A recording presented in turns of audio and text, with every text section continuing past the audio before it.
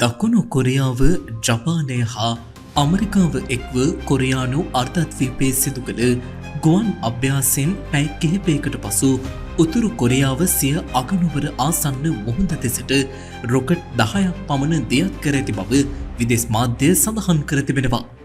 උතුරු කොරියාවේ අගනුවර වන පියොන්යාන්ග් මායිමේ පිහිටි සුනාත් ප්‍රදේශයේ සිට බහු රොකට් විදින යන්ත්‍රවලින් මෙම රොකට් දියත් කර ඇති බව දකුණු කොරියානු හමුදා තහවුරු කර තිබෙනවා. දකුණු කොරියානු ජනාධිපති ලී ජේ මියුන්ග් මෙම මස මුලදී බලයට පත්වීමෙන් පසු උතුරු කොරියාව සිදු කළ පළමු රොකට් දියත් කිරීම මේ බවයි වාර්තා වන්නේ. ඇමරිකාව දකුණු කොරියාව හා ජපාන ඒකාබද්ධව සිදු කර ඇති යුද අභ්‍යාසයට දකුණු කොරියානු F-15K, ඇමරිකානු F-16 සහ ජපාන F-2 ප්‍රහාරක යානා සම්බන්ධ වී තිබෙනවා.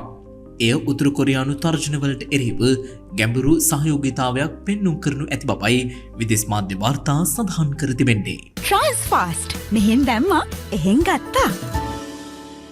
VSL YouTube නාලිකාව VSL අදම සබ්ස්ක්‍රයිබ් කරන්න.